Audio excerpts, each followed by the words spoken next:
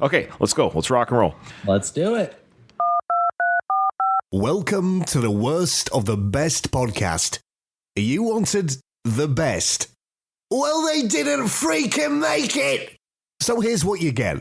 From Canada And Florida. Ryan and Drew.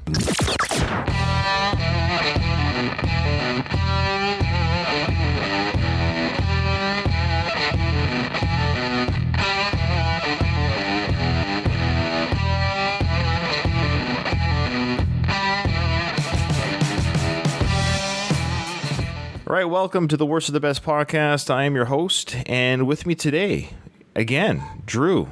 Still guest hosting it on the show. We appreciate you coming on. How you doing, brother? I am very, very well today. I hope you're doing very well. I'm not sure if we're still keeping track of how many times this is. When I get to the dirty dozen, you'll let me know. All right. Does it have to be dirty? For me, yeah. Okay. Well, the dozen will be dirty. We'll get there. I'm sure you're right. You're going to get there sooner than later.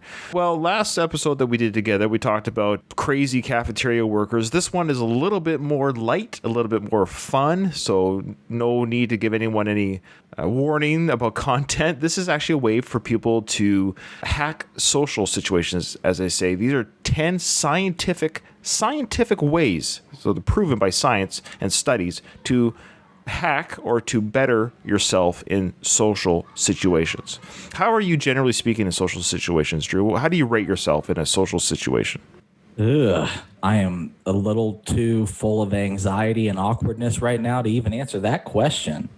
All right, so I think that answers it right there. Well, that probably does do it. When I'm comfortable, I think it's much different.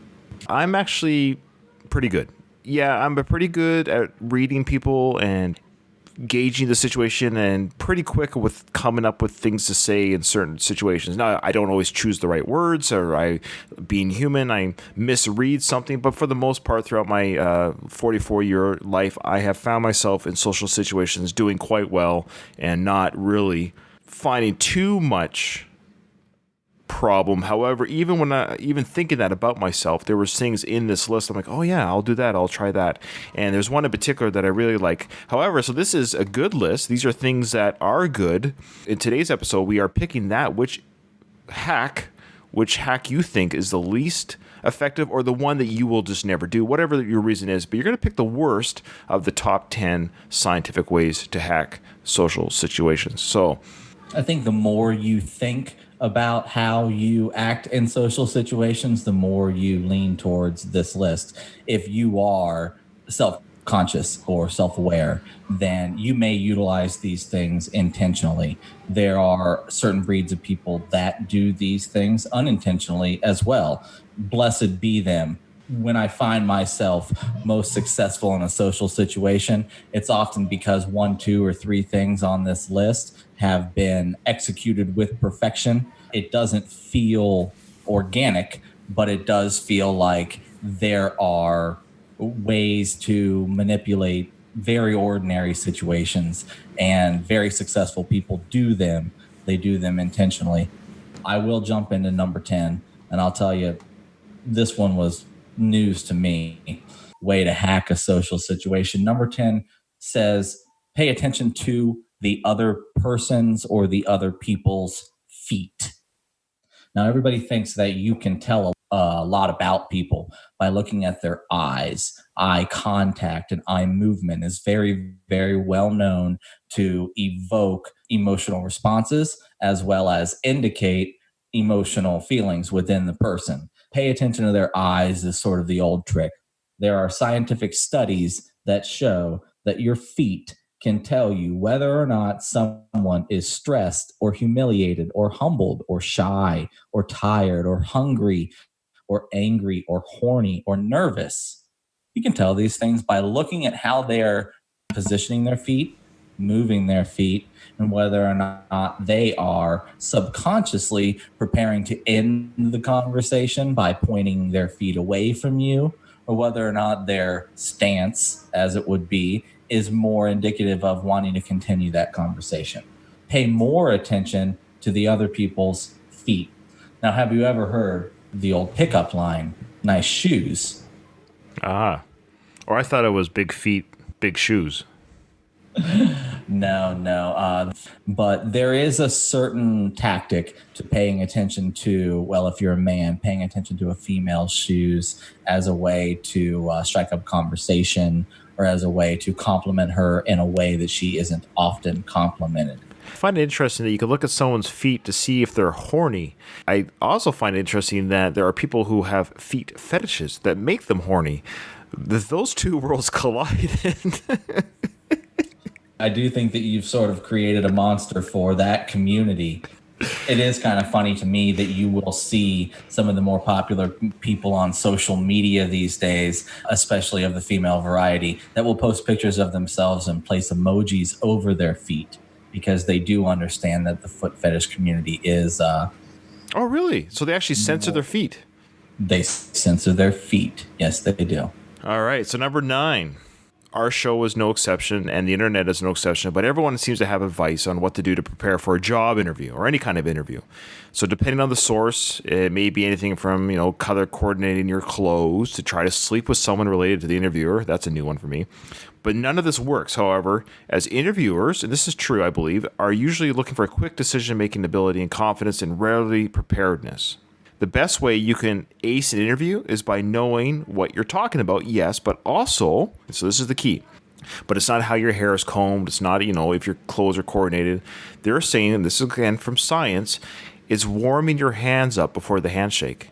Now, if that sounds random, it isn't. Studies have found that warmth can make someone kinder and more generous towards you. So while they don't know exactly why this happens, scientists say it may be a vestige from our early days. Shared warmth would have at some point helped us establish closer relationships with other people, which would have in turn helped keep us all alive. So for whatever reason, the sensation of warmth is obviously appealing. And there's nothing worse when you shake someone's hand, it's cold and clammy, right?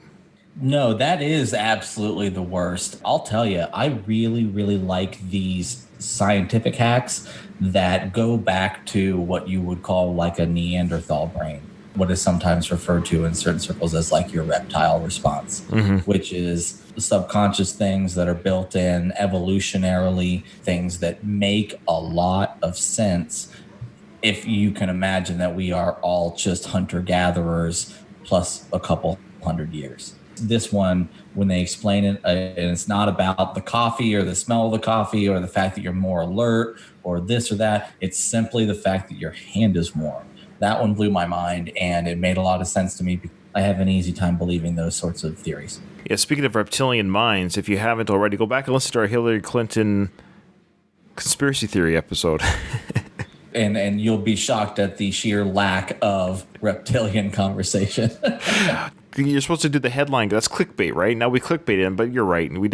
We actually didn't talk about her being a reptilian. That's a little bit too much. It didn't make the list, right? No. Number 8. It's not a science hack that you do to just sort of change the way that you act, change your personality or your mannerisms. This is an actual science hack that is Botox. Now, number 8 on our list says stop feeling anything with Botox. And there is actually scientific studies that have shown that, well, we know Botox disables your face from being able to make certain gestures, which sort of dumbs down the amount of emotion that you can show in your eyes and your lips and your cheeks or your eyebrows or your forehead, the places where you would choose to get injected.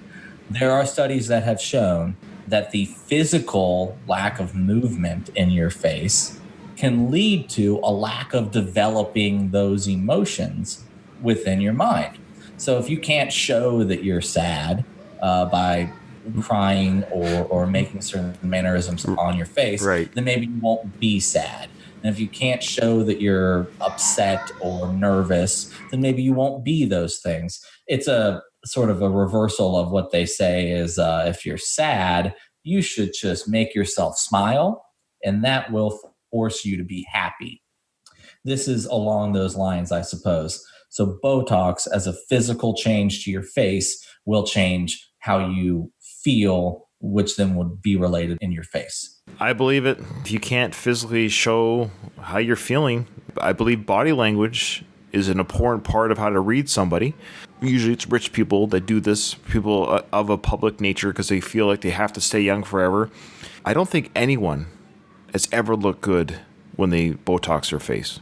Well, we have HD cameras these days, and we have sort of 24/7 surveillance of people. They can't protect their image in that way that they used to probably in the early days of Botox.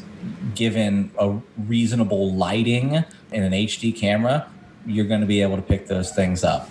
They could be judged as harshly as anyone wants to if you're into that sort of thing. Yeah, and this is, if we have any listeners that do plastic surgery on their face, or stop. I'll tell you, this is just my personal opinion. I have never looked at somebody who's bald and said to myself, or balding, or whatever, thinning hair. And as a man, I've never looked at that man and said, ha ha, they're losing their hair, ha ha. But it was the subject of many storylines involving George Costanza. Yes, well, yeah, it makes for funny storylines on Seinfeld. But wearing the toupee, which was an episode on Seinfeld, when I see a toupee and I know it's a toupee, then I'm like, not that I'm saying ha, but now you've caught my attention, and it's not positive. But You drew my gaze to that rat on your head. yes, and then it's the same with Botox. I've never looked at an older, usually it's women that do this kind of stuff, usually, and I've never looked at a woman and said, oh my goodness, she's old. She has wrinkles because she's 70. No, I'm like, oh, she's 70 years old. Well, she doesn't look like she's 20 anymore because that's called aging, and everyone does it if you're lucky enough. If you're lucky enough, you age. That's right. And then, but I'll see inflamed, puffy faces, and I'm like, okay, you don't have wrinkles, but you look like an alien. Yeah, there has been a change in what we accept from the people that choose to do that. I think that they are accepting that they no longer look human or naturally human. I guess so. You know, you can look to all forms of plastic surgery, not just Botox for that. Is Botox technically considered a plastic surgery? No, or alteration. You know, there is plastic surgery that obviously helps people who are burn victims, meaning or cleft lips. Those things are wonderful advances in the medical world that have helped people live a life where they're whatever the case might be. Absolutely, but I'm just saying the vanity part of it to say, oh, I'm aging, so now I'm gonna fix my face. Well, you can't. No one's ever fixed their face. Just grow older. It's fine. We all do. Okay, let's go on to number 7. Whenever we're in the middle of an argument, I've been in fights. I don't know if you've ever been in a fight or an argument, but I've been in one. Never. Oh, well, that's amazing. So we tend to dig up complex or elaborate facts to counter the opposing points that we're receiving from the person we're arguing with. But unfortunately, that doesn't quite work, as the aim of most human arguments isn't sharing knowledge or coming to an amicable conclusion, but winning. That's true. So anytime you find yourself in a heated debate or an argument, very rarely, at least in my experience, am I trying, quote unquote, not to win. You're trying to make yourself validated. But keeping that in mind, the next time you're stuck in a fairly simple argument with someone, try simplifying your language instead of making it tougher. Studies suggest that speaking in an easily enunciable words and simple to understand sentences has a calming effect on the listener, and could even be used to make them more receptive to what you're saying. It has been proven to work in areas other than social situations too, like politics, which might explain, no offense to our Trump supporters who listen to the show, Donald Trump's rise, because at least in part, he uses simple, straightforward manners of speaking, which innately appeals to people. No, I can't imagine why they would take offense. It's a tactic that he utilized that has worked very successfully. Yeah, because he's seen as the billionaire common man, because he doesn't speak like Stephen Hawking. Not to knock this social hack or this scientific hack. This scientific hack, I believe, has been proven to be successful in reality. But, my personal reaction to it, I believe that if you're going to engage a method of speaking only in general terms, only in easy to understand terms, what you say will necessarily lack nuance. It will lack proper detail or explanation, and it will gloss over what needs to be glossed over in order to be most receptive to the most people. It may ignore truth. Oh, yeah. So what do you say about that? Well, I was just going to say this example this hack is designed for simple arguments with somebody. So maybe not in not in a court of law where you have to show every angle of a situation to prove your point, because you're also dealing with professionals like the law, the lawyers and judges, but also the jury has to hear arguments. But at the same time, keep it simple, stupid. That's the acronym that we use, KISS. The reason why we say that silly acronym is because simple doesn't mean not smart. It just means, again, that you're using easily enunciable words and simple to understand sentences. I like it, but this is also for simple arguments, not figuring out a crime scene or piecing together a scientific project with other like-minded thinking individuals, right? This is just maybe at work, family situations. And at the end of the day, and this is just a Ryan hack, this is just a non-scientific Ryan hack, life hack, is it important to quote-unquote win the discussion? I believe it's more important to be kind than to be right. And that's why I love you, Ryan. Number 6. This one's a very interesting one, and I've never attempted it, but I kind of do like it. So number 6 is back to an actual physical thing that a person can do, a physical thing that is very tactile. So for people that engage in discussions or interactions with other people, that sometimes the quote is, "I don't know what to do with my hands."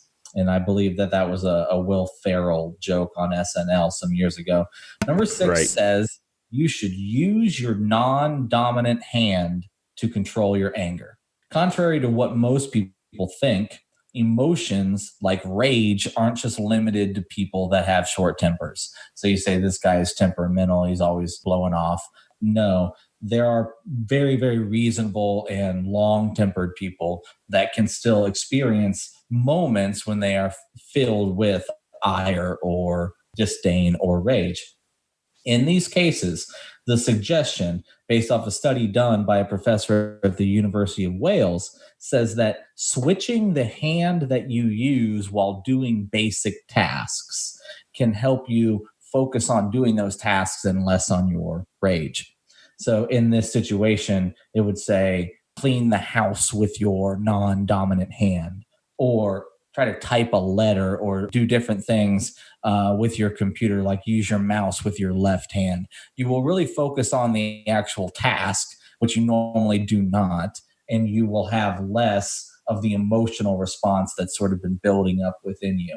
This one seemed out of left field. I'm not entirely sure who would do this, because there are so many things where I would get more frustrated because I'm trying to use my left hand to write, or I'm trying to use my left hand to type when I normally wouldn't. I don't understand how that would lessen my anger. What do you think, Rob? I have a theory.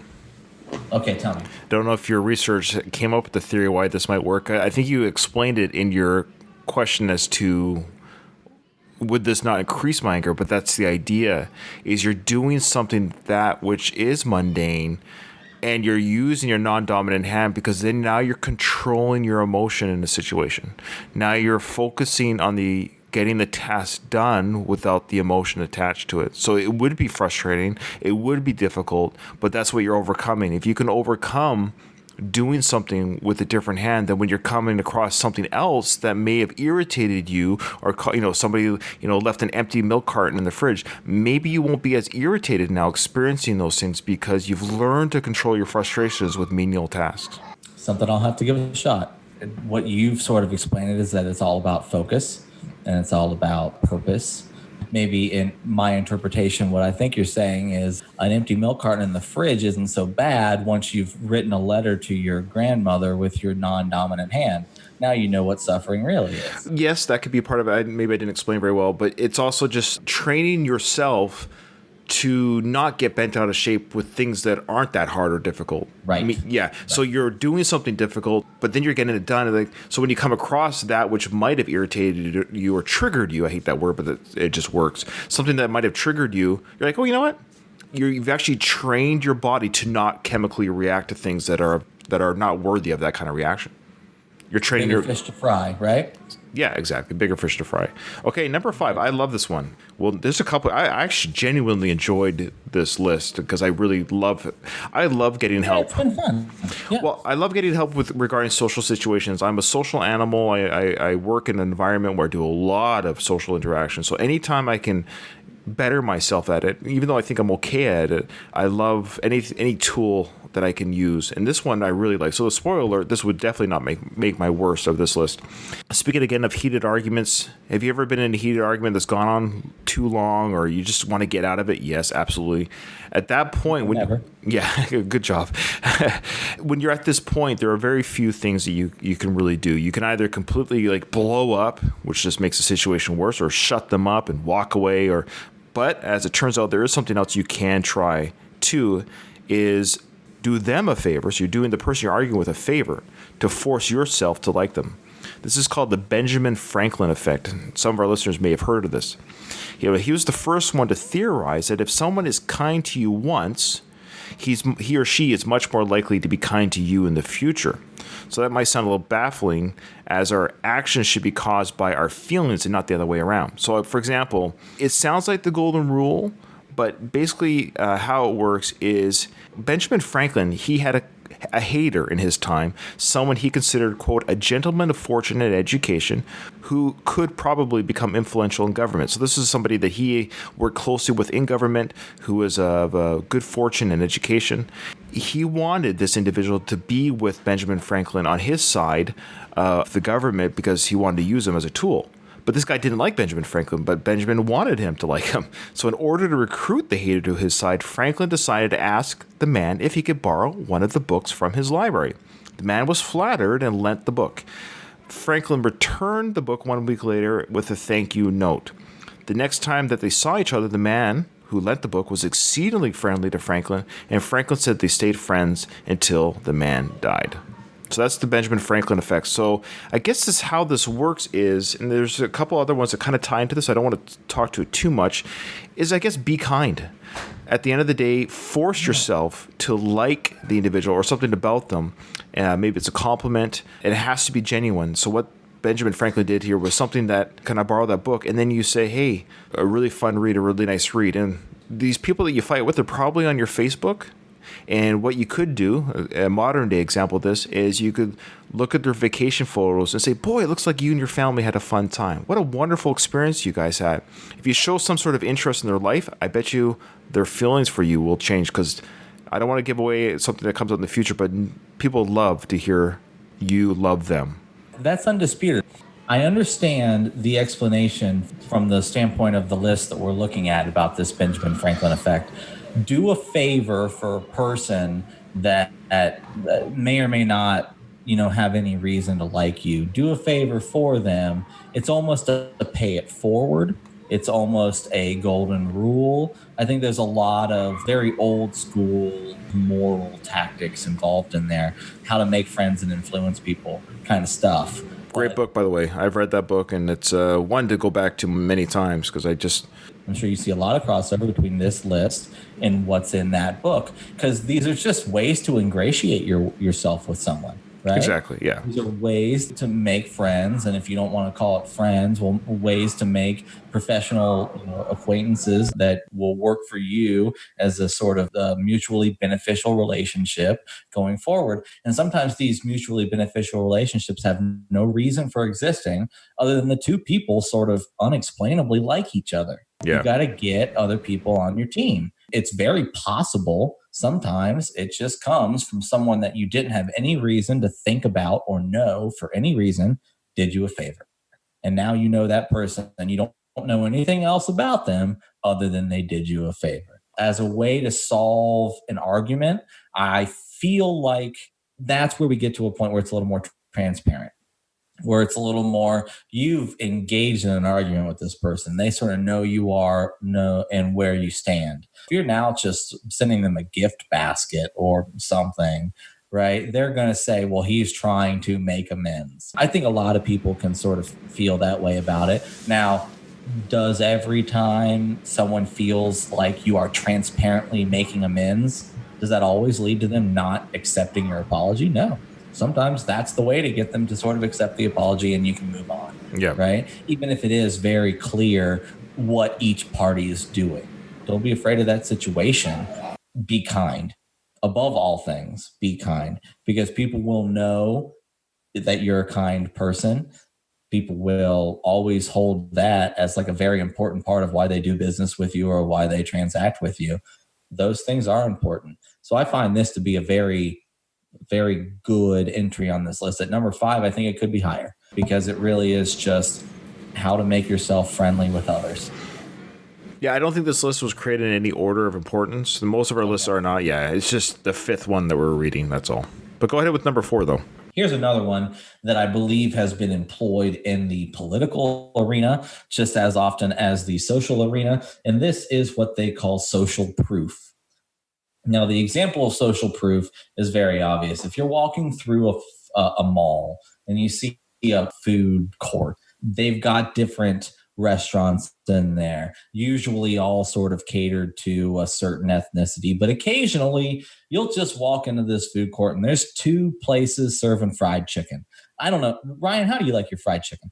Well, it's got to be cooked a certain way. And if you don't agree with the way that I cook that fried chicken, you can expect a knife in your chest. You seemed like that kind of guy. You seem to be very specific about your fried chicken. Some people aren't so specific about their fried chicken. They'll see 2 fried chicken places and they'll say, well, both these places probably make just fine fried chicken.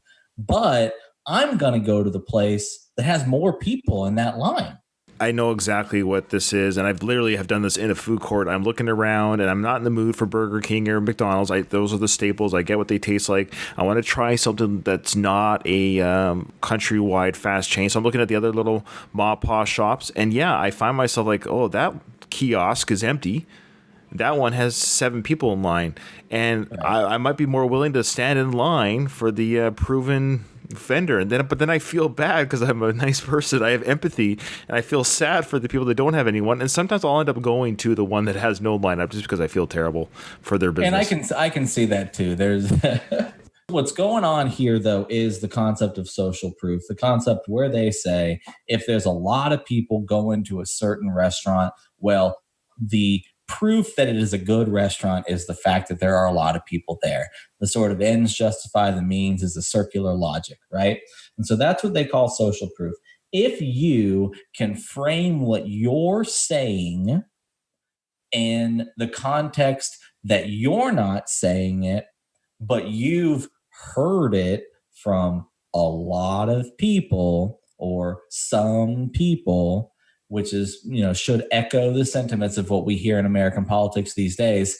If you can do that, if you can frame what you're saying in the sense of, well, you just got it from other people that you trust, other authoritative sources, then what you're saying will be more well received. And that is what's called social proof. Like it. I've never heard the term, but I understand and like the concept. Yeah. Number 3. No, this one I kind of chuckled at because I have a joke that I say about myself. I always jokingly self-deflate myself sometimes to I sometimes get uncomfortable with positive praise. Isn't that weird? When people do praise me and say, hey, Ryan, good job or something, I'm usually, okay, that's great. Thank you. I don't like fanfare about myself. However, I do want to leave a good impression with people.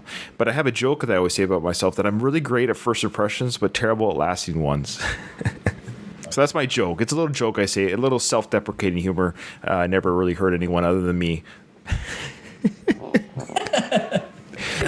Thank you. So, but as a society, we give a lot of importance to first impressions, whether it's a first date, of course, or an interview, of course, which you talked about earlier. We make sure to put our best foot forward, speaking of feet, when we walk into the room. It makes sense, too, as conventional wisdom suggests that the first impressions can make or break a meeting.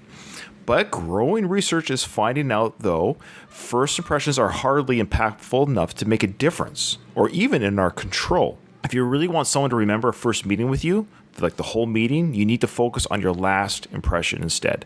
More importantly, people tend to remember what you leave them with over what you did when you first came into the room, especially when it comes to a permanent, long-term impression. So that's my joke, right? I make a great first impression, but a terrible lasting one. So that being said, I really like this one because that really is important because When somebody can walk into the room, they look great, they look fantastic, they're ready to go, and then the meeting goes on or the date goes on. We could use a date, for example. A man or a female, a male or female could look very pretty, handsome. You're thinking to yourself as the datee, you're like, oh, wow, he or she is going to be wonderful. But they turn out to be a terrible conversationalist, or they're too into themselves, or maybe they're racist or misogynistic. You're like, okay, well, that first impression, though great, has now waned into, I can't wait till this date is over. It almost makes sense that a long-term impressions is, how did the date end? How did the interview end? More than how did it start? And I don't know why we've always said first impression. It should be the last impression. How did we leave this situation? So that makes more sense to me anyways. I think first impressions are all tied up in a lot of the snap judgments that people tend to make. And I think that that's maybe why we've gotten so wound up in saying that a first impression is so important. It usually winds up in the context of either a date or a job interview, which are very analogous situations if you look at them that way. Yeah, they would say that certain times a date will judge their date within the first 15 seconds, how they will feel about them. That's what Tinder basically is. It's a microsecond impression that you have about someone's picture. It's not even an honest picture of somebody to begin with, I guarantee. And you're making a decision to yourself, do I want to see this person in public? I think Tinder sort of lends itself to almost like micro snap judgments. Yeah. Because you can have your snap judgment based off the picture that they may have chose to put there. But then your brain says, okay, I've been through enough of these that says that picture may not match up to how they are in real life. So then you have another snap judgment once you see what they really are. So you've sort of made your decision to see them, and then you make your decision to continue to do whatever it is you're going to do with them after you see the actuality. I think that's just sort of where we've come with online presences. Everybody's got an avatar, even if that avatar is themselves 5 years ago when they were in better shape. That's similar, but getting back to the point of first impressions, I think that you make a decision whether you really sort of still want to be in the room with that person within very quick amount of time. But for something like job interviews, where maybe you know something about them and you really are evaluating them, I think that the closing is very important. That's why they call it closing. Closing. Yeah. You actually get to the final goal, is to say that you have performed well enough. You're shaking hands at the end. You don't do any awkward little dance. You don't give them any reason. As you're walking out of the interview, you don't have toilet paper on your shoe, whatever there might be to spoil what was a really good 30 or 45 minutes. Does that make sense? It does. And I agree. Yeah. So the difference between first and last impressions, I think first impressions are whether you still want to be in the room with that person for any amount of time. Last impressions are whether you want to engage in an ongoing relationship. Good. I like it. Number 2. You guys will learn so much from number 2. Scientific hack: cure all your social situations. Chew gum. That's what I got for you, Ryan. That's all I got. What does chewing gum show us? Is that when people are nervous, and a lot of these social hacks are dealing with ways to ease your nerves. As everyone knows, in 2020, we're a very anxious society. There are a lot of reasons for people to be nervous in different situations, and whether or not you like triggered or safe space or social battery or whatever you might hear in colloquy today, there is a lot of concern about how people feel in social situations. So for one, nervous people, may have a tendency to grit their teeth or to want to have a certain oral fixation that may calm their nerves. One of those cures is chewing gum. For many people, being nervous can be debilitating and can hamper their productivity. And they have found through some sort of research that if they chew gum through the day while they're trying to accomplish productive tasks or just sort of maintain themselves through the workday, it can lower anxiety and it can improve their mood. And it can help fight feelings of depression just from chewing gum throughout the day. I've had a problem in the past with gritting my teeth, trying to focus and doing that. And I've been told by dentists that it's not healthy. There's a lot of ways that you can try and get around that. It's an emotional thing that is manifested physically. Chewing gum is one of our solutions as a social hack on our list. It can help you fight depression. And unfortunately, in my job, I'm not allowed to chew gum on the job. Tell me about the rationale for that. You're asking for a military rationale for the rules? I have to talk about Florida all day, every day. You give me some Canada, Ryan. Give it to me now. Well, I can't speak for the U.S. military or other militaries. I just know in Canada. But yeah, why we can't chew gum? It's the same reason we're not allowed to put our hands in our pockets. I'm sorry. You just opened a cans of worms here, Ryan. Hands in pockets? You can't have your hands in pockets and you can't chew gum. I would say that the old guard would argue with me and say, well, it looks unprofessional. Oh, fair. Yeah, exactly. There might be some old tradition, old rules as to that, but chewing gum in your hands in your pocket, you cannot do because it might look unprofessional, even though science has proven that chewing gum could actually reduce stress and depression, which is an issue that all militaries have, I believe, with their members, depression and stress. So maybe they should reinvestigate this issue with science. There you go. Are there any other things that you are allowed? So you're allowed to smoke, obviously in the appropriate areas to smoke, but I would argue, wouldn't it be better to have your members chew gum? What about the chewing tobacco? I don't do these things, but I think you can chew tobacco in the areas that you can smoke, but only in those areas, of course. You can't chew tobacco throughout the building or anything like that. I'm looking at you. You've got a nice jaw and some teeth there. I know that you don't chew the tobacco. No, I have a friend that does, and I find the habit absolutely disgusting. That's just my opinion. I live in Florida. What do you think I deal with? Ugh. All right, number 1, you ready? Yeah, I'm so ready. Okay, this one kind of ties in with number 5 that I read out earlier, the Ben Franklin effect. Now, some people tell you that the fake it till you make it approach is how you should be, to make it look like you know what you're doing all the time. I hear it all the time at work, especially when I'm in a new position at a job or a new promotion or something. So fake it till you make it. And I kind of get what people are saying. Like maybe you'll just stumble upon what you need to know when you just pretend you know. But a researcher at Harvard, you might have heard of this school, found out that asking for help may actually make you appear smarter for multiple reasons. For one, admitting that you don't know something comes across as a sign of wisdom, as gathering more information to fill gaps in your knowledge is an inherently smart thing to do. More importantly, asking for help makes the other person feel important and intelligent, in turn improving his or her own opinion of you. Now, I've seen this at work, and I won't say any individuals, and I won't even say if it's my current position or not, just in case someone from my job is listening. But that's what I mean. It may not have anything to do with today. This could have been a 5-year ago example. But I've worked with somebody who thought they were pretty smart, right? And I recognize that they thought that way about themselves. I don't think they are, and I don't think my opinion is wrong, but they thought that they were pretty smart. However, I was new at the job, and I didn't have all the answers, and so I still went to this person to fill in my gaps of knowledge that I needed to know. So I went to him, and I told him, like, you are my mentor. You are helping me. And this guy just worshiped the ground I walked on. That is a phenomenal story, and I'm very familiar with the same thing. Nice enough person, don't get me wrong, but he just truly felt that he just knows everything. And the more that I learned at the job, I realized that he didn't know everything. In fact, he actually got a lot of things wrong.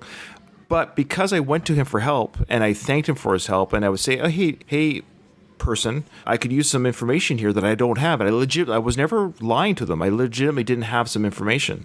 And he would give it to me. Then in turn, his opinion of me was like, oh, you're going to be great here. You're going to be, whether or not it ever came true of my position, he felt that I was great because I asked him for help. It wasn't a sign of weakness to this individual. So this example is a definite correlation to what Harvard has come to figure out, that asking for help, not being useless, using that information and working and being a hard worker, yes, but at the same time, if you don't know, ask. I feel like every place I've ever been, I have been commended on the onset for being inquisitive. It's always a sign of intelligence. I don't believe in there are no stupid questions.